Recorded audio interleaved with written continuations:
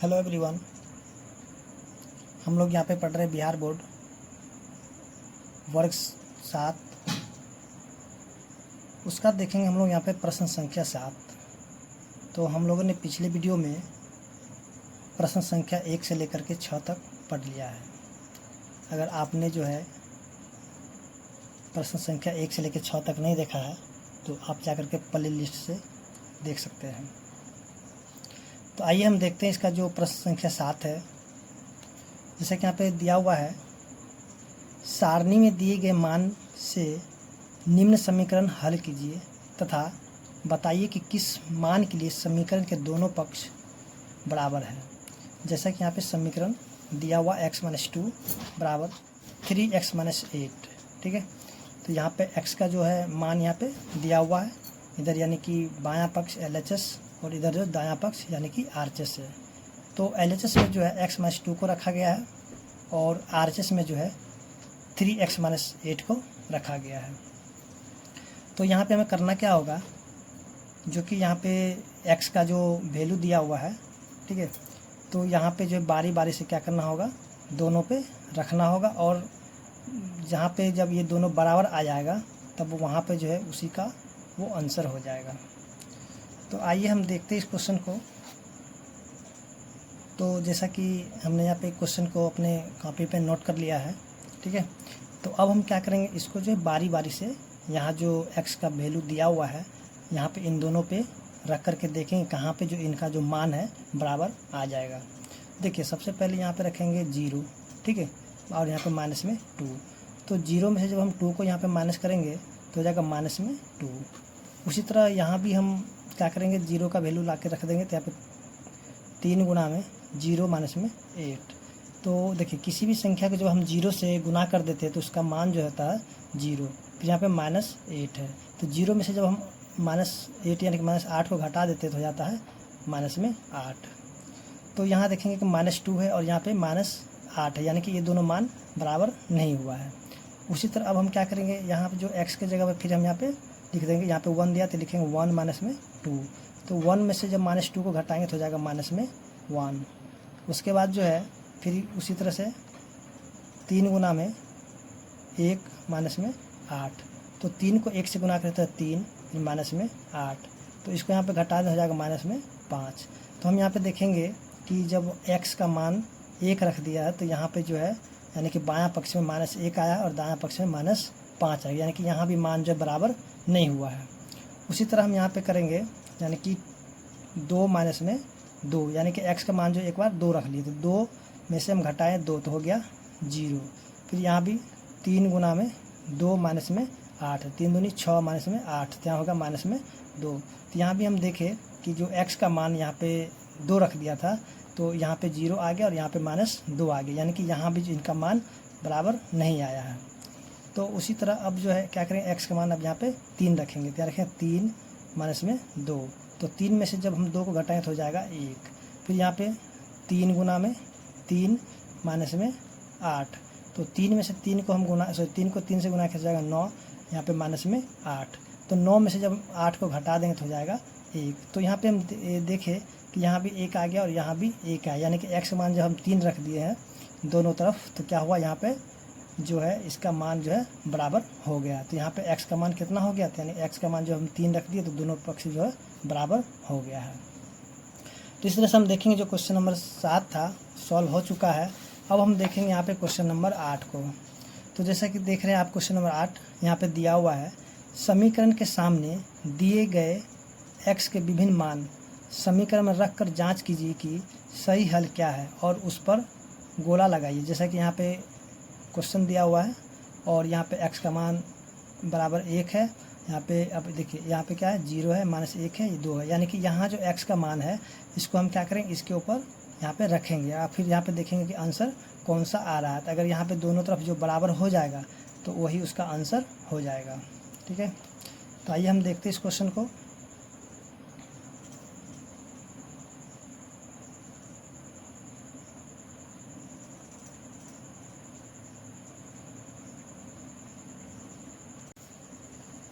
तो अब हम यहाँ पे देखेंगे प्रश्न संख्या 8। जैसा कि आप देख रहे हैं प्रश्न संख्या 8 में दिया हुआ है, समीकरण के सामने दिए x के विभिन्न मान समीकरण में रखकर जांच कीजिए कि सही हल क्या है और उस पर गोला लगाइए। जैसा कि यहाँ पे क्वेश्चन नंबर 8 का जो है एक नंबर दिया हुआ है 3x में 1 बराबर -4। उसके बाद जो यहाँ पे x बराबर एक बार 1 रखना है, फिर एक बार 0 रखना है, एक बार -1 रखना है, एक बार 2 रखना है।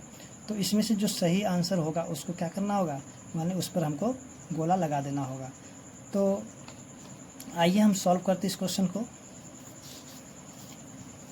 तो देखिए यहाँ पे जो जिस तरह से हमने क्वेश्चन को लिख रखा है 3x - 1 बराबर -4 और यहाँ पे x बराबर 1, यहाँ पे 0 -1, यहाँ पे 2 है। तो इसको हम क्या करेंगे, बारी बारी से जो इसके ऊपर रख करके देखेंगे कहाँ पे जो बराबर आ जाएगा। ठीक है, तो आइए इसको जो हम सॉल्व करते हैं। तो यहाँ पे x का मान सबसे पहले हम क्या करें 1 रखते हैं, x का मान 1 रखने पर, ठीक है, क्योंकि यहाँ पे सारा मान यहाँ पे चेक करना रख करके। तो यहाँ पे हो जाएगा, यानी कि इधर लिखते हैं LHS और इधर लिखते हैं RHS। तो LHS में जब x का मान रखेंगे यानी कि 3x - 1 और यहाँ पर हो जाएगा -4। तो 3 गुना में अब यहाँ पे x हटा के क्या करेंगे उसकी जगह में 1 रखेंगे, तो 1 - 1। तो 3 को 1 से गुना तो हो जाएगा 3 -1, इसमें से घटा तो 2। तो यहाँ देखेंगे यहाँ पे 2 है, यहाँ पे -4 है, यानी कि ये आंसर बराबर नहीं हुआ, तो ये नहीं होगा। ठीक है, उसी तरह हम देखेंगे इसका जो अब जो है x का मान हम क्या करेंगे, अब x का मान हम यहाँ पे रखेंगे एक बार 0। x का मान 0 रखने पर तो देखिए यहाँ पे LHS और यहाँ पे RHS, तो यहाँ जाएगा 3x - 1 -4। तो 3 गुना में 0 -1, तो यहाँ पे 3 को जब हम गुना करेंगे 0 से जाएगा 0 -1, तो यहाँ जाएगा -1। तो यहाँ भी जो है समीकरण को जो है यहाँ की x का मान जब हम 0 रख दिए तो समीकरण को संतुष्ट नहीं कर रहे, यहाँ कि -1 आ गया, -4 आ गया, यानी कि ये भी बराबर नहीं हुआ। उसी तरह हम आगे देखेंगे जो कि यहाँ पे हम क्या करेंगे, अब यहाँ पे 1 तो हो गया, 0 भी हो गया, अब -1 रखेंगे। तो x का मान -1 रखने पर, ठीक है, तो x का मान जब रखेंगे यानी कि LHS और यहाँ जाएगा RHS, तो यहाँ जाएगा 3x - 1, यहाँ पे -4। तो 3 गुना में अब यहाँ पे x का मान क्या रखेंगे -1, तो -1 -1, तो इसको गुना के तो -3, यहाँ जाएगा -1, तो इसको हम जोड़ देंगे तो -4। तो यहाँ पे हम देखेंगे कि यहाँ पे -4 है और यहाँ भी -4, यानी कि यहाँ पे यहाँ जो -1 जो है समीकरण को संतुष्ट कर रहा था, यानी कि इसका आंसर जो हो जाएगा -1 हो जाएगा। उसका तो 2 तो होगा ही नहीं, क्या कि इसका आंसर जो है आ चुका है, तो हम 2 को चेक नहीं करेंगे। ठीक है, तो इस तरह से हम देखिए जो x का मान कितना हो गया -1 हो गया। उसी तरह जिसका क्वेश्चन नंबर 2 है, 2 को भी हम इसी प्रकार से सॉल्व करेंगे, जैसे कि यहाँ पे क्वेश्चन नंबर 2 है। ठीक है, यानी कि 4x बराबर -12, उसके बाद x के बराबर 3, 2 -3 और 1। इसको भी हम क्या करेंगे बारी बारी से रख करके चेक करेंगे। तो सबसे पहले हम लिखेंगे x का मान 3 रखने पर, यहाँ लिख देते LHS और यहाँ लिखते RHS। ठीक है, तो LHS में लिखेंगे 4x और RHS में लिखेंगे -12। तो लिखें 4 गुना में यहाँ पे 3, तो 4 तिया 12, तो यहाँ पे देखेंगे यहाँ पे 12 है और यहाँ पे -12, तो ये जो है समीकरण को संतुष्ट नहीं कर रहा है, यानी कि दोनों बराबर आ जाता तब हम बोलते कि हाँ समीकरण को संतुष्ट कर रहा है। उसी तरह हम जो है अब x का मान रखेंगे कितना 2, x का मान 2 रखने पर। ठीक है, तो यहाँ आ जाएगा LHS और यहाँ हो जाएगा RHS। तो LHS में हो जाएगा यानी कि 4x, RHS हो जाएगा -12, तो 4 गुना में 2, तो 4 दूनी 8। यहाँ भी देखेंगे कि 8 है और यहाँ पे -12, यानी कि ये भी जो समीकरण को संतुष्ट नहीं कर रहा, तो ये भी आंसर नहीं होगा। उसी तरह अब जो है रखेंगे -3, लेकिन x का मान -3 रखने पर, तो हो जाएगा 4 गुना में LHS और यहाँ पे हो जाएगा RHS, तो जगह 4x और यहाँ पे -12, 4 गुना में -3, देखिए -12 हो गया और यहाँ भी -12 हो गया। तो यहाँ जो है -3 को जब हम रखेंगे तो उसका क्या हो जाएगा, समीकरण को संतुष्ट कर देगा। तो यहाँ पे आंसर क्या हो जाएगा, -3 हो जाएगा। तो आगे जो है इसका यानी कि आगे एक जो है रख करके हम यहाँ पे चेक नहीं करेंगे, ठीक है। चलिए, क्योंकि आंसर तो इसका आ ही चुका है तो आगे हम नहीं बढ़ेंगे इसका। देखिए अब है क्वेश्चन नंबर 3, दिया हुआ 3x - 1/2 बराबर 1। यहाँ पे x का मान जो है -1 है, 5 है, 4 है और 1 है। तो सबसे पहले लिखें x का मान -1 रखने पर, तो यहाँ पे लिखेंगे LHS या लिखेंगे RHS।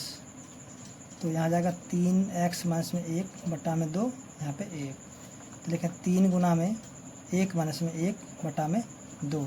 तो 3 को 1 से गुना हो जाएगा 3 और यहाँ पे -1/2। तो 3 में से 1 ज्ञात हो जाएगा 2/2। 2 से 2 काटे 1 तो बराबर 1 है। देखिए 1 इस जो यहाँ पे जो है 1 जो है 1 के बराबर आ चुका है।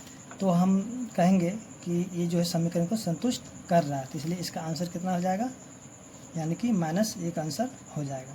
तो आगे हमको चेक करने की कोई ज़रूरत नहीं पड़ेगा क्योंकि इसका आंसर यहाँ पे आ चुका है। तो x का मान कितना निकल गया, -1 निकल गया। तो इस तरह से हम देखेंगे जो क्वेश्चन नंबर 8 का जो 3 नंबर था वो यहाँ पे सॉल्व हो चुका है। अब देखते हैं अगला। तो आइए हम देखेंगे यहाँ पे क्वेश्चन नंबर 4 जो कि दिया हुआ है 9x² बराबर में 9। इसका x का मान जो दिया हुआ है, एक बार 1 दिया, -1 दिया, 2 दिया, 3 दिया है। तो यहाँ जो है सबसे पहले हम 1 रख के चेक करेंगे, यानी कि x का मान 1 रखने पर, ठीक है। तो LHS यहाँ हो जाएगा RHS। तो यहाँ पे 9x², यहाँ पे 9 गुना में 1 का स्क्वायर, और यहाँ पे देखिए 9 गुना में 1 का स्क्वायर हो जाएगा 1, तो यहाँ 9 एकम 9। तो यहाँ देखेंगे कि 1 का मान जब यहाँ पे x का मान जब 1 रख दिए तो ये जो समीकरण को संतुष्ट कर रहा है, तो यहाँ पे क्या हो जाएगा, 1 इसका आंसर होगा। उसी तरह यहाँ पे जो एक बार इसको भी हम चेक कर लेते हैं। तो जैसा कि फिर से यहाँ पे x का मान -1 रखने पर, तो यहाँ पे हो जाएगा LHS और यहाँ हो जाएगा RHS। तो LHS में 9x², यहाँ पे 9, ठीक है। 9 गुना में -1 का स्क्वायर, देखिए 9 गुना में 1 का जब स्क्वायर किए तो हो जाएगा 1, फिर 9 का 1 से गुना तो हो जाएगा 9। तो यहाँ जो है देखेंगे यहाँ भी 9 है और यहाँ भी 9 आ चुका है, यानी कि यहाँ जो है -1 भी संतुष्ट कर रहा था। यहाँ पे इसका आंसर जो -1 भी हो, यानी कि इसका आंसर 1 और -1 दोनों ही होगा। तो यहाँ पे हम क्या करेंगे, -1 पे भी घेरा लगा देंगे, ठीक है। उसके बाद हम देखेंगे, अब देखिए अब आगे जो है यहाँ पे 2 नहीं रखेंगे, क्योंकि 2 रखेंगे तो 2 का स्क्वायर 4 और 4 को 9 से तो हो जाएगा 36। तो ऐसे भी ये नहीं होगा, ठीक है ना। तो इसका आंसर जो है 1 और -1 हो जाएगा। उसके बाद देखें क्वेश्चन नंबर 5 जो कि यहाँ पे दिया माइनस में 2x + में 5 बराबर में 13। तो यहाँ लिखें, यहाँ भी यहाँ पे है x बराबर में 4, उसका -4, इसका 2 -2। तो यहाँ पे लिखेंगे x का मान जो है सबसे पहले हम 4 रखेंगे रखने पर, तो यहाँ पे हो जाएगा LHS, ये हो जाएगा RHS, ठीक है। तो यहाँ पे -2x + में 5 हो जाएगा 13। तो -2 गुना में 4 + में 5, -8 + में 5 हो जाएगा -3। तो यहाँ पे हम 4 का मान जब यहाँ x का मान जब 4 रखे तो यहाँ पे समीकरण को संतुष्ट नहीं कर रहा है, ठीक है। अब आगे भी हम रख के देखेंगे, यानी x का मान -4 रखने पर, तो यहाँ पे LHS और यहाँ पे RHS। तो LHS का यहाँ पे -2x + में 5, -2 गुना में -4 + में 5, तो -+ +8 + में 5, 8 5 13। सर यहाँ पे 13 था, देखिए अब यहाँ पे जो है -4 रख दिए हैं तो क्या हुआ, यहाँ भी 13 हो गया और यहाँ भी 13 हो गया। तो हम देखें कि ये जो समीकरण को संतुष्ट कर रहा था, यहाँ पे इसका आंसर कितना हो जाएगा, -4 हो जाएगा। तो इस तरह से हम देखेंगे जो क्वेश्चन नंबर 8 का 5 नंबर था सॉल्व हो चुका है। तो आइए हम देखते हैं प्रश्न संख्या 9, जैसे कि दिया हुआ है, नीचे दी गई परिस्थिति के लिए उपयुक्त समीकरण बनाइए। जैसा कि यहाँ पे क्वेश्चन दिया हुआ 1 नंबर, निशु का कद 80 सेंटीमीटर है, उसकी माताजी उसके कद के दुगने से 5 सेंटीमीटर कम है। जैसा कि यहाँ पे फिगर में दिया हुआ है, जैसा कि यहाँ पे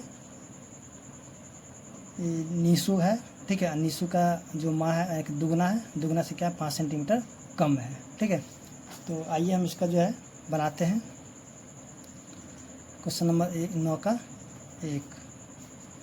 तो जैसा कि निशु का कद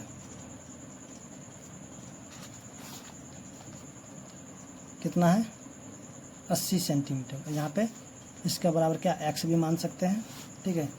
तो उसके माताजी का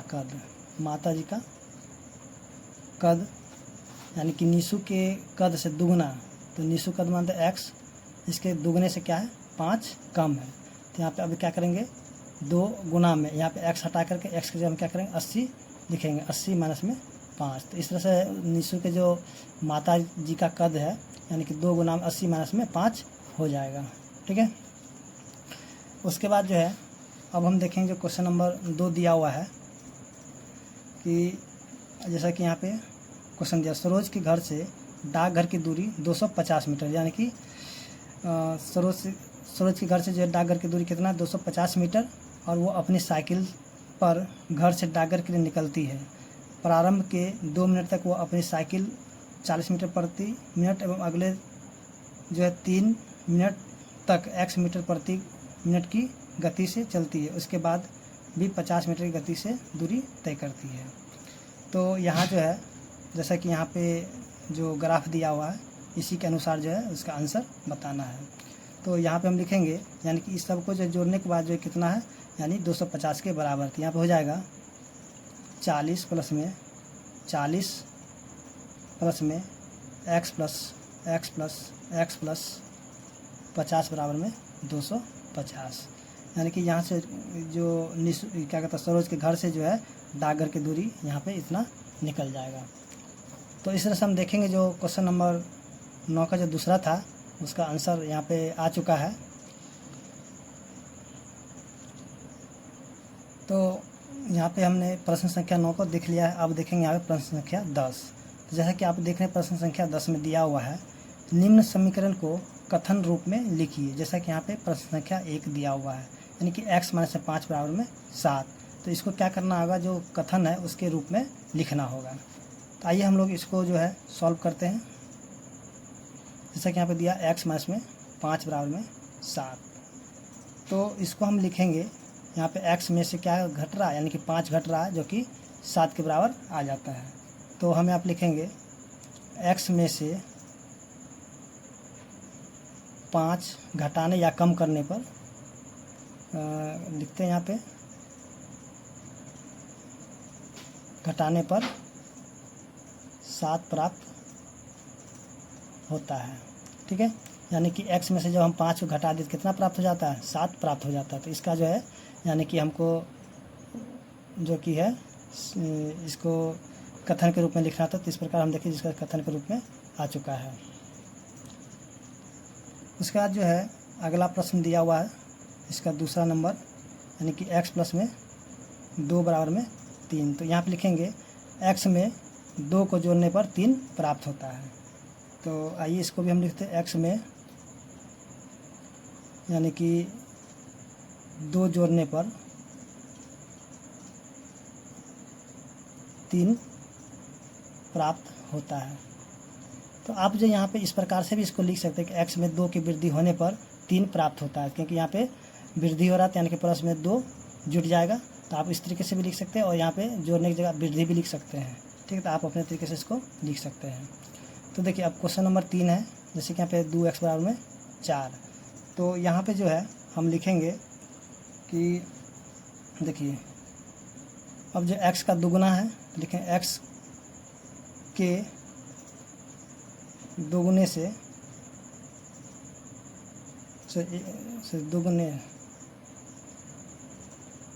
दुगुना देखिए x का 2 गुना यानी कि 4 के बराबर है। ठीक है, यानी कि x का जो दुगुना है कितने के बराबर है, 4 के बराबर है। उसी तरह हम देखें क्वेश्चन नंबर 4, जो कि यहाँ पर दिया x बटा में 3 बराबर में 5। तो लिखेंगे x का, यानी कि 1/3 है, तो x का, या 1/3 लिखिए, अच्छा तिहाई लिखिए, तिहाई भाग 5 के बराबर है। उसके बाद हम देखें क्वेश्चन नंबर जो 5 दिया हुआ है, यानी कि x प्लस में 1 बटा में 8 बराबर में 5। तो हम यहाँ पे लिखेंगे x में 1 जोड़कर 8 से भाग देने पर 5 प्राप्त होता है। तो इसको हम लिख लेंगे x में 1 जोड़कर 8 से भाग देने पर